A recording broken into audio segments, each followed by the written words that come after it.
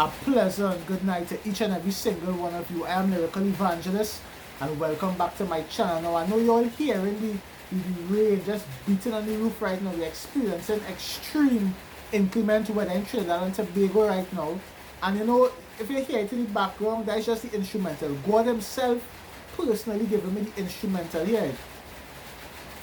Personally giving me the instrumental so that I may deliver his word today, right? So I know you might be wondering why I have on this barber covering, right? I'm going to talk about a man who had the world's most expensive haircut.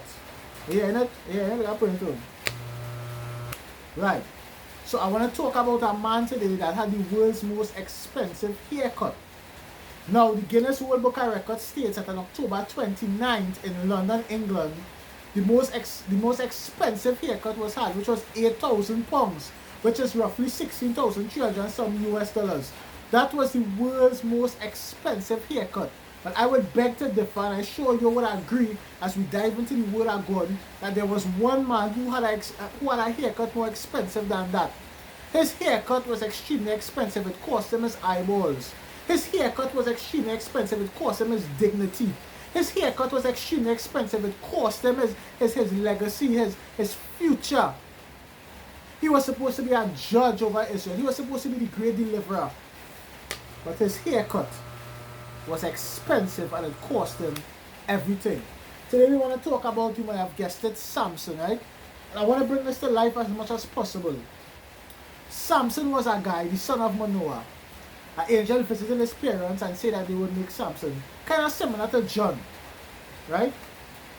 And Samson was supposed to be this deliverer, this judge of Israel. God was going to give him strength. He was going to be a Nazarite. His hair was never, no razor was supposed to touch his head. He was not supposed to indulge in wine and alcohol and strong drink. You understand? But Samson now, and this is the question as I was meditating on this verse, this is the question that came to my mind. Is it possible to be strong in one area and weak in the next? Is it possible to be dominant in one area but be feeble in the next? Samson answers that question to me with a resounding yes. Samson was strong. And nobody could, and this is something I want you to ponder, right? Ponder on. Right? I don't think that Samson was physically built. I don't think that he looked like Arnold Schwarzenegger. I don't think that he looked like Mike Tyson or any of them. And the reason why I say this, and you could agree or disagree with me, I want to hear, let me know in the comments or otherwise, is because Samson, if he was built like Arnold Schwarzenegger, if he was built like The Rock or John Cena or any one of those big guys, if he was built like those guys, then they wouldn't have wondered where the source of his strength came from. Now think about that. The Philistines was wondering, where does the source of his strength come from? Now if I see a guy the size of Arnold Schwarzenegger benching 800, I wouldn't ask where the source of his strength comes from because I can see it. But if I see a guy as small as who I can call as small as Obama, everybody knows Obama, benching 600, then I would then ask, where does the source of his strength come from? You following me? To that I will add, I don't think Samson was as big as people depict him to be. Now I might be wrong, I don't know everything. But then why would they wonder where the source of his strength come from? Why would they want to know the secret behind it? Because if a man already looks physically strong, I could look at him and say, oh, the secret is he works out a lot. He does push-ups, he does, a lot of training, intense training, he does cardio, he does all these things. Samson, let's go into this passage here. Judges chapter 16. Follow me in your Bibles. Judges chapter 16. Right? And we begin to see Samson's weakness. We starting at 16. One day Samson went to Gaza where he saw a prostitute. Samson had a weakness for vagina. Samson had a weakness for flesh. And it's imperative, it's important that we understand and we pinpoint our weaknesses. Because if we pinpoint our weaknesses, somebody can use it against us.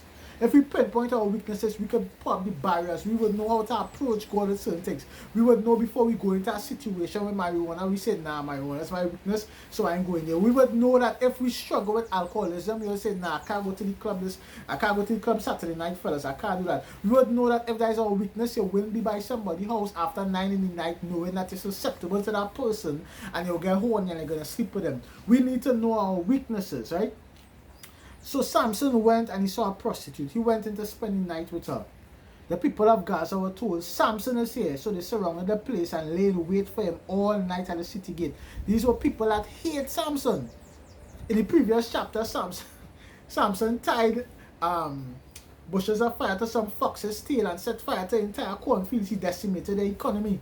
These people didn't like Samson at all. And yet he's mixing in with the enemy. He's mixing in with Philistine women. His parents told him and they counseled him. They said, listen, Samson, you have no business going with this woman. There's so many beautiful Israelite women here. There's so many beautiful women here. Why you want to go on the outside? Do not be unequally yoked. Do not be unequally yoked. Let's go. But Samson lay there only until the middle of the night. Then he got up and took hold of the doors of the city gate together with the two posts and tore them loose. Barn all. He lifted them to his shoulders and carried them to the top of the hill that faces Hebron. Sometime later, he fell in love with a woman in the valley of Sorek whose name was Delilah. The rulers of the Philistines went to her and said, see if you can lure him into showing you the secret of his great strength and how we can overpower him so we may tie him up and subdue him. Each one of us will give you 1,100 shekels of silver. Each one of them, each one. There could have been 10 to 15 people. They would give her 1,100 shekels of silver. Now, I don't care how loyal you think your girlfriend is or how loyal you think your boyfriend is. When presented with an opportunity where there will be much financial gain or much personal gain, anybody is a suspect. Anybody is a suspect. Now, let me just bring it here like this. A few people want to know the source of your strength. They come and ask your boyfriend or your girlfriend, what is the source of your strength? They say each of us will give you 1,100 or 11,000, and there's 10 people there.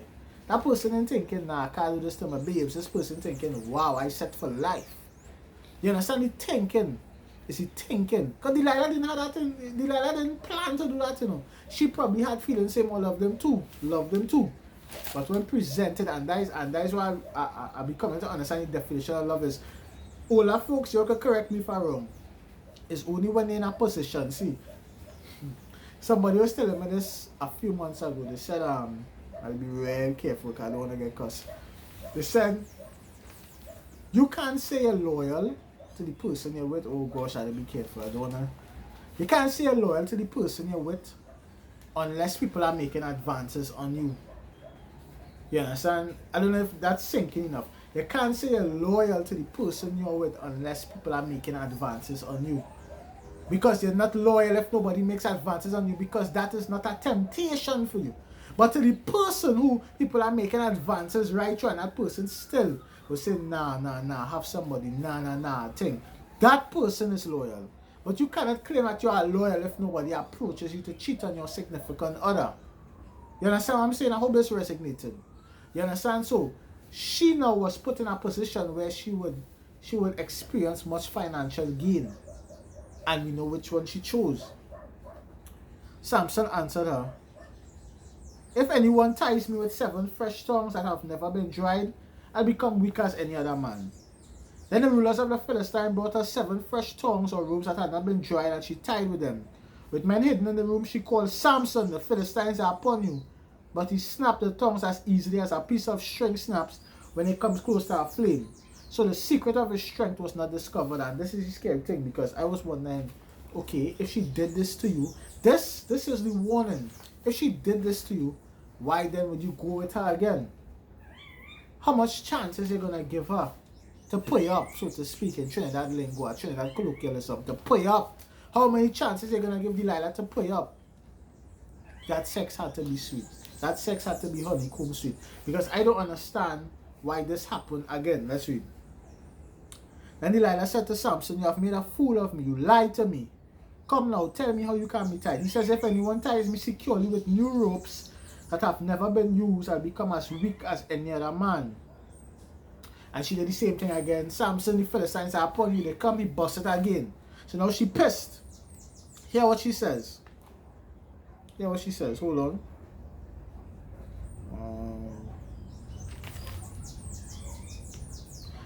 Then she said to him in verse 15, how can you say I love you when you won't confide in me? This is the 3rd time you have made a fool of me and haven't told me the secret of your great strength. With such nagging, she prodded him day and night until he was tired. I love what that said. With such nagging, she prodded him day and night until he was tired. Some people could break it down. Some people could break down your physical, emotional, your mental will by that continual nagging for something. Fellas, you know what I'm talking about. You know what I'm talking about.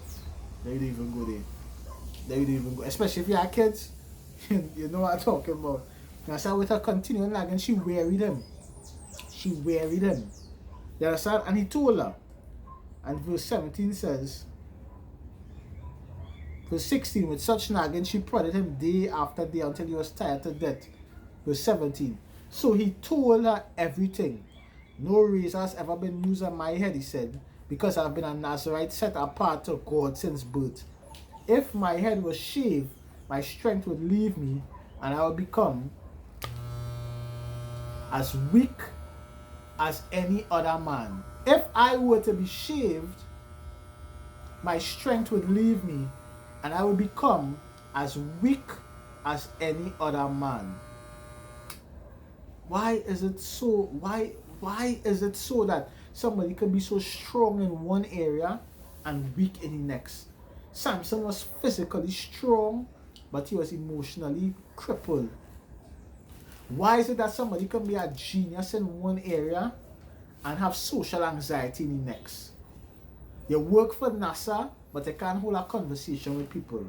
Why it is that some people can be so beautiful, but then still be so insecure at the same time? Why is that? Why is that? These are the questions we ask ourselves, and it's something that none of us are perfect. None of us are perfect. We have all sinned and fell short of the glory of God. None of us are perfect. We never will be. There was only one perfect, only one good. That's the man Christ Jesus. None of us are perfect. God will give us certain gifts, certain talents, certain strengths, certain abilities, certain assets, but we will always have liabilities. Look at Paul with the thorn in his flesh. We will always have liabilities. We will always have struggles. We will always have these things. Samson had the world's most expensive haircut because his flesh ruled over him.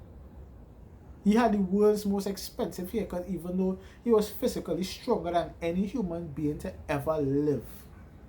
But yet still he had a weak heart. His heart was drawn away. You understand? There's a few lessons to take away with this, and I really implore you, I really hope that you would take up the book of Judges and that you would read this story and tell me what you get from it, right? I'm Lyrical Evangelist. You'll have a blessed night.